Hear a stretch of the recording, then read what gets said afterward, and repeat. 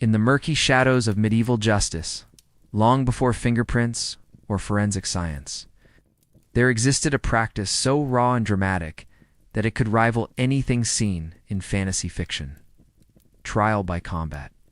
It wasn't just a myth or some legendary embellishment from old tales.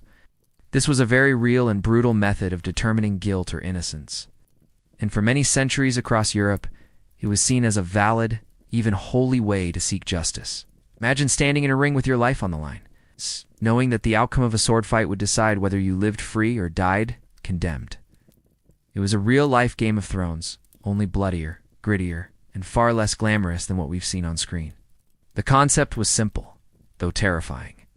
When two parties accused each other of serious wrongdoing and no other evidence could settle the dispute, the solution was combat. Whoever won was declared right in the eyes of the law because it was believed that God would guide the hand of the righteous. This belief was rooted in deep religious conviction, mixed with superstition, fear, and a total lack of anything resembling modern due process. The divine judgment of battle meant that truth could be found at the edge of a sword or the blunt end of a mace. This system wasn't limited to knights and nobles. While armored warriors were the most common participants, peasants, merchants, and even women had their moments in the combat arena. In some rare cases, women were allowed to fight men, though the playing field was adjusted. Men might be made to stand in a hole with one hand tied behind their back, while the woman wielded a rock in a sack. It sounds absurd today, but to those living in the 12th or 13th century, this was a legitimate path to justice. Trial by combat had a formal structure. It wasn't a spontaneous brawl in the marketplace. There were rituals, rules, and preparations. The parties would present their challenge in front of a lord, court, or king. Once the combat was approved, time was given to prepare arms and train. The duel would then be staged in a designated area, often a tournament ground or open field, and a crowd would gather to watch the spectacle unfold. It wasn't just about justice. It was entertainment, a public theater of violence that satisfied both a hunger for fairness and a thirst for blood. One of the most famous trial by combat stories comes from medieval France in the late 14th century. Jean de Carouge, a knight, accused another man, Jacques Legris, of raping his wife. The matter was taken to the highest authorities, including King Charles VI. With little definitive evidence, the court sanctioned a duel to settle the matter. What followed was a brutal fight to the death before a massive crowd. De Carouge emerged victorious, and his wife's honor was restored. Legris was dead, and the court took this as a sign that divine judgment had ruled in favor of the accuser. But the truth of the event remains debated by historians to this day. Did God truly intervene, or was De Carouge simply the better fighter?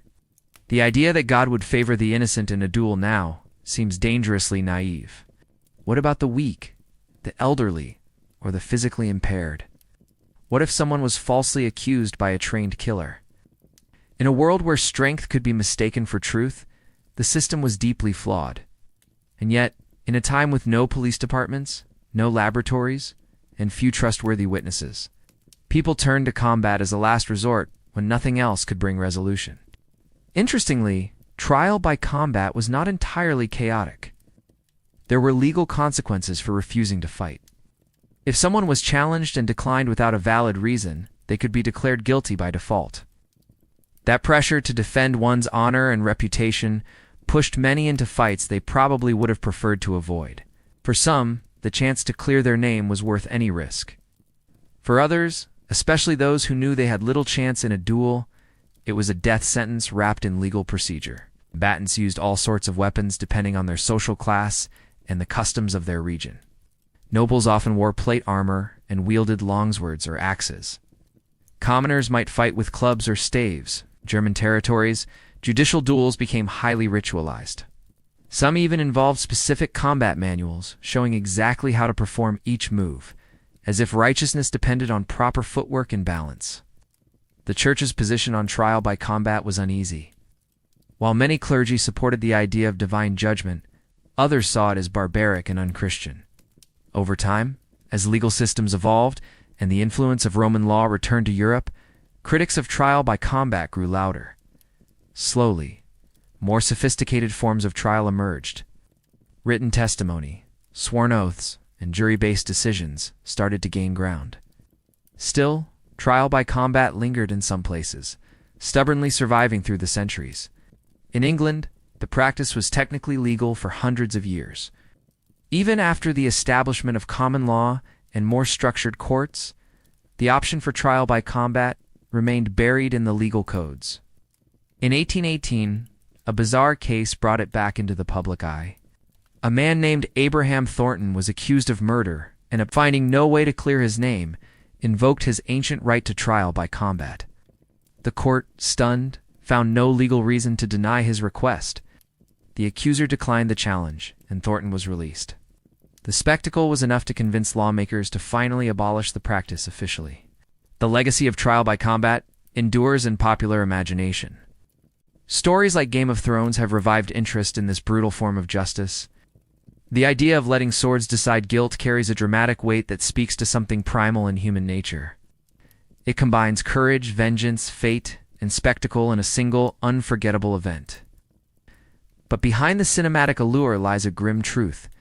Trial by combat was a system that favored the strong, the well-trained, and often the cruel. It left little room for justice in the modern sense. For those who lived in the medieval world, though, trial by combat felt real and even righteous. It was a moment when honor could be proven, when a man or woman could put everything on the line in pursuit of truth. The field of battle became a courtroom, and the sword, a judge. Win, and you were free. Lose, and your name was dragged down into the dirt beside your broken body. No appeal, no reconsideration, just the cold certainty of steel.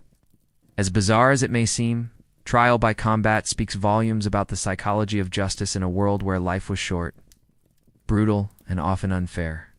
It was a desperate attempt to bring clarity to chaos, a symbolic act wrapped in blood and sweat.